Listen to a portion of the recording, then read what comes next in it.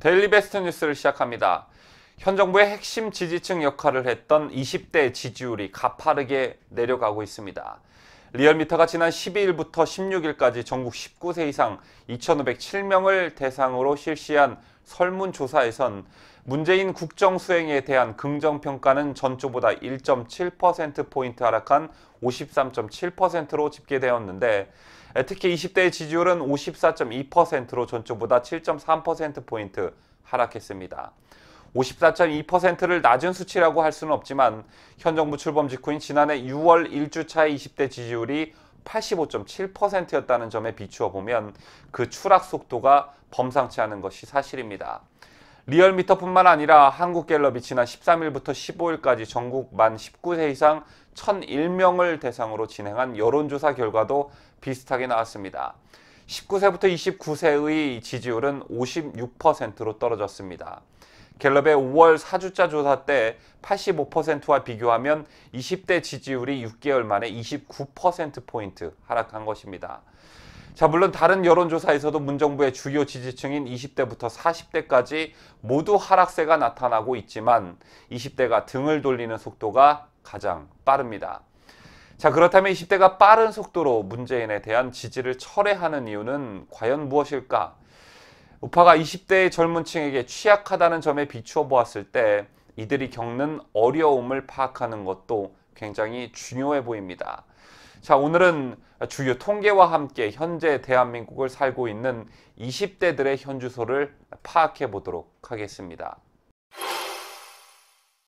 우선 20대가 문재인에게 등을 돌리고 있는 가장 큰 이유는 여러분께서도 예상하셨다시피 한국의 청년층이 경제적 고난의 터널에서 빠져나오지 못하고 있다는 점입니다.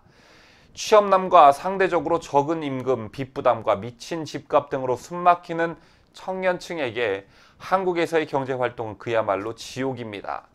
이들의 실업률은 외환위기 이후 가장 높은 수준입니다. 20일 통계청에 따르면 올해 3분기 청년층의 실업률은 9.4%로 지난해 같은 기간에 비해 0.1%포인트 올랐습니다. 3분기만 놓고 보았을 때는 1999년 이후 19년 만에 최고치입니다. 취업준비생까지 포함한 청년층의 확장 실업률은 22.8%에 달하고 있습니다. 이는 2015년 해당 통계 작성 이후 가장 높은 수치로 전체 확장 실업률의 2배, 그러니까 청년 5명 중 1명꼴로 사실상 실업 상태라는 의미입니다. 청년층 취업자 수는 올해 3분기 393만 8천 명으로 전년보다 2만 7천 명 줄었고, 실업자 수는 반대로 40만 7천 명으로 2천 명 늘었습니다. 이처럼 청년 실업의 골이 깊어지는 가운데 지난해 20대 청년 실업자의 평균 구직 기간은 3.1개월로 역대 가장 길었습니다. 우선 지금의 20대들은 이른바 2차 베이비붐 세대, 그러니까 1968년부터 74년생의 부모의 자녀들로서 이들이 구직 시장에 뛰어들기 시작했지만 일자리 공급은 제자리라는 얘기가 됩니다.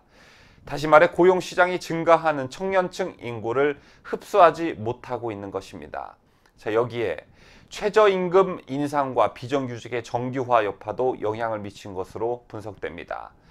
박용범 한성대 경제학과 교수는 인건비 부담이 커진 기업은 채용을 줄였고 정규직을 늘린 것은 새로운 취업의 문을 좁게 만들었다며, 청년층이 처음 일을 시작하는 아르바이트 일자리가 많은 도소매 업종 등의 일자리가 급감하고 있는 것을 보면 자영업자도 고용을 줄이고 있는 것으로 보인다고 말했습니다.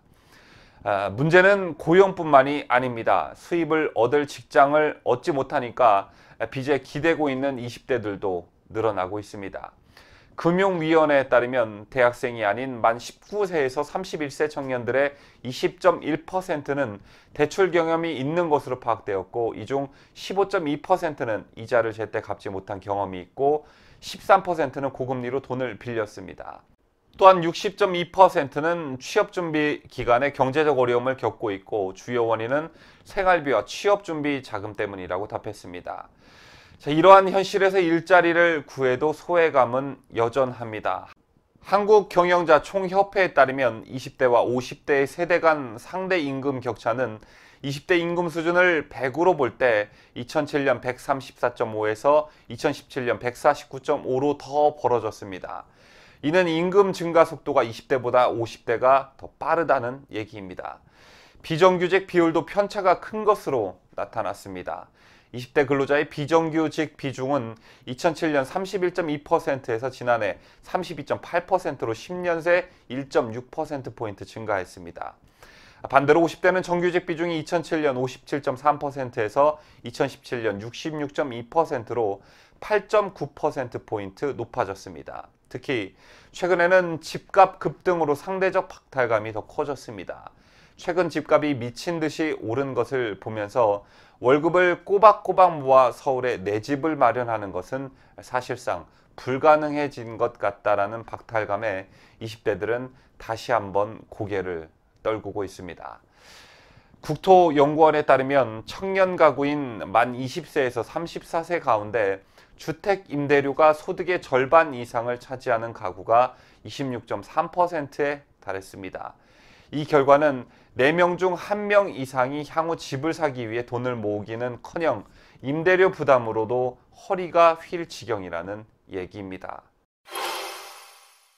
뉴스를 마치면서 20대가 문재인에게 등을 돌리기 시작했다라는 점에 진영 논리에 빠져 무조건 반길 뉴스만은 아닌 듯합니다. 앞으로 우리나라를 짊어지고 갈 젊은이들의 고충을 제대로 어루만져 주지 못한 우리 모두의 책임일 것입니다. 일본은 우리나라와 상대적으로 고용 및 경기의 빠른 회복세 덕에 아베 신조 내각에 대한 20대 지지율이 전체 평균보다 10%포인트 이상 높은 63%에 달하고 있다고 합니다. 이는 20대는 정치적으로 다소 좌파 세계에 가깝지만 경제 문제에 대해서는 실용적으로 접근하고 자기 목소리를 내고 있다는 반증이기도 합니다. 이런 20대에게 우파와 우파 정당은 어떤 대안책을 제시할 수 있는지 한 번쯤 고민해봐야 할 때가 아닌가 싶습니다.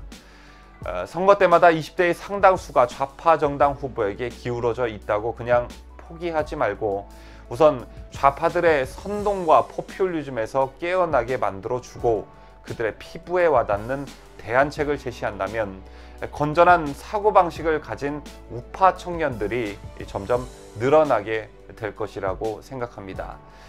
저희 데일리베스트가 가진 포부와 꿈이 여러 가지가 있지만 그중 하나가 좌파의 달콤한 유혹에 넘어가 있는 청년들을 깨어나게 하는 것입니다. 그래야 이 나라의 미래가 밝지 않겠습니까?